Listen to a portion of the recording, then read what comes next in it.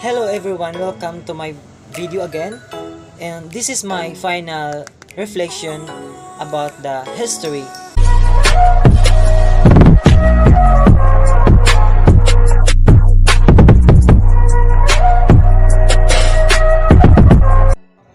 The role of the Islam in the Filipino people. Islam was brought to the Philippines by the Arab and Gujarati traders and missionaries in the 14th century. Islam is an Abrahamic monotheistic religion that is primarily centered on the Quran, a holy book that Muslims believe to be direct the revelation of God of Muhammad, the last major prophet of Islam. In a significant way, the sultanates represented the Islamic society in Malaysia as a larger social entity. The history of the Moro Wars should be considered in this light in order to be better understood.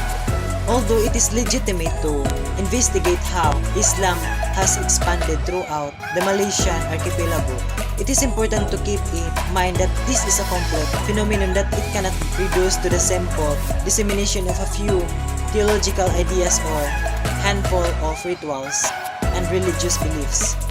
It just implies that there are some of traders in Sulu, and as a result, Sulu is more directly involved in a world trade.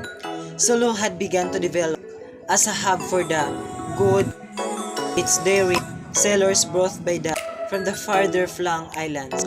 History of the terrorism in the Philippines. It is quite likely that terrorists will attempt to carry out strikes in the Philippines. Always be look out on the suspicious activity and report it to the police. The two main armed forces group is the Moro National Liberation Front program and the Moro Islamic Liberation Front or MILF. The both group wants the independence in the southern Mindanao. The GRP and the MILF declared to have negotiation of peace and order the year of the 1997 month of January. The three group of Abu Sayyaf, Jemaah Islamiyah, and Raja Sulaiman reportedly of USA authorities that aforementioned groups has been links with Iwan Qaeda. The MNLF and the MILF claims to distance themselves from partnerships with these extremist armed groups. Agreement between the GRP and the MILF. The agreement of the government of the Republic of the Philippines and the MILF, noting that the basic principles for the resumption of peace talks between the MILF and the GRP panels have been facilitated by the government of Malaysia. The government of the Republic of the Philippines and the Moro Islamic Liberation Front settled the peace agreement that they want to pursue, and all the past agreement of the parties shall be implemented in accordance with the agreement. The parties agreed to activate the working committees for the purpose of the discharging their mandates, particularly for the implementation of all agreements between all the parties. The MILF group acknowledged the leadership of the President Gloria Macapagal-Arroyo after pursuing an all-out peace policy in Mindanao. Report of cholera epidemic in the Philippines. Cholera was introduced into Marikina Valley east of Manila by the troops sent to guard against infection of Manila water supply. Cholera is an acute diarrheal infection caused by ingesting contaminated food or water. By March 19, the chief quarantine officer issued an order forbidding the importations of vegetables as well as the directive to health officials to be on the lookout for persons suffering from bowel trouble of suspicious character. By the time that the epidemic was ended, about 109,461 died, and 4,366 were in Manila. American health officials in the Philippines received a word that the strain of the Asiatic cholera had appeared in Guangzhou, China, and that 5 days after it was reportedly in Hong Kong. Meantime, the little pre-Tokyo of the pre-war Philippines. A century ago, there was a thriving community around 30,000 Japanese in Barangay Mental. In the city's economic center, few people at Davao City in Japan share a rich historical bond. The Japanese that settled in Davao City was among the progressive in the early days of the Davao and left long-lasting legacy that influence us to this day.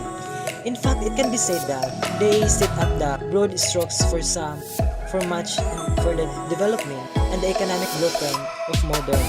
Davao probably the only city in the country where the Japanese imprint is so strong and so beneficial. During this period, the undivided province of Davao is the world's biggest producer of abaca, with the entire industry particularly under the Japanese control.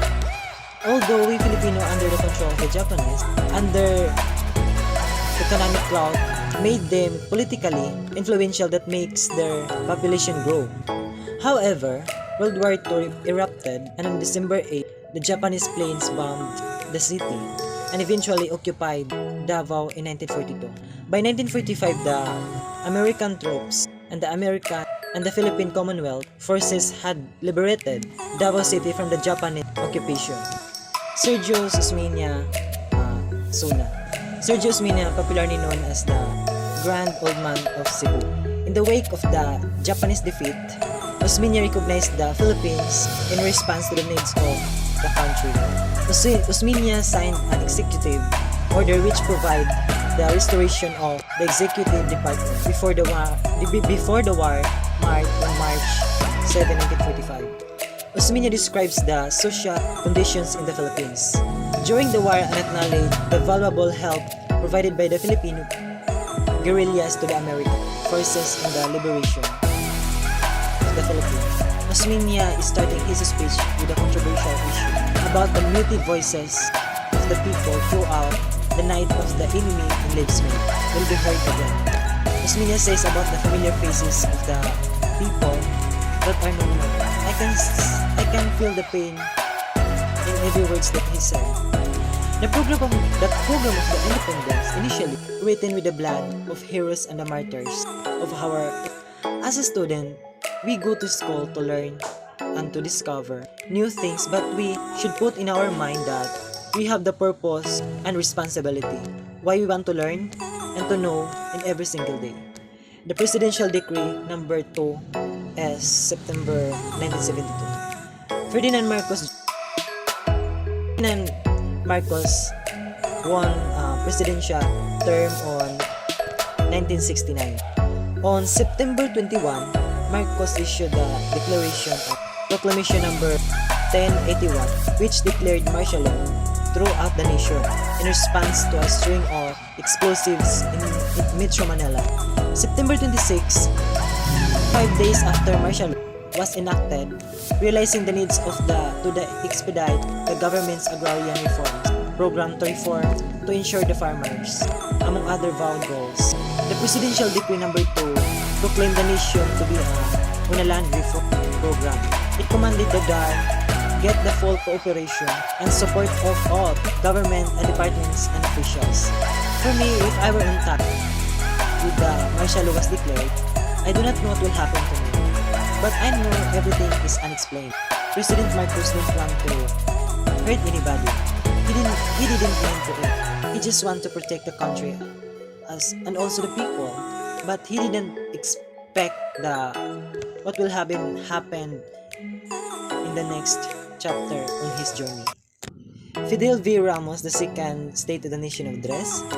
Ramos began his urging speech in the Congress, honorable members of the decisive moment before outlining and discussing his visions for the Philippine 2000, in which he expected the nation to have developed into a newly reformed, industrialized country by that date.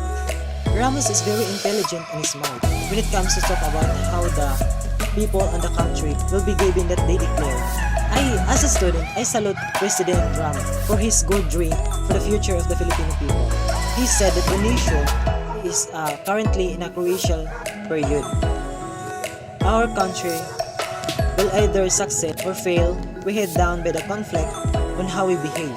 Our past has taught us that the use of force must be constrained by moral principle, it brought out. And without principles, our country cannot advance. So the last topic of my final reflection is about the historical content. It is a set of historical or critical literacy skills for evaluating and analyzing primary source of documents to constructs a meaningful account of the past, sometimes called historical reasoning skill. Historical thinking skills are frequently described in contrast to historic content, such as names, dates, and place. Historical thinking involves the ability to create an argument and support using relevant historical evidence. Furthermore, historical thinking involves the ability to examine multiple pieces of evidence in concert with each other, noting contradictions, corroborations, and other relationships among sources to develop and support an argument. By teaching students how to think like historians, they learn how to think critically about secondary sources. Historians are discuss stories and analyzing and debate interpretations of fact.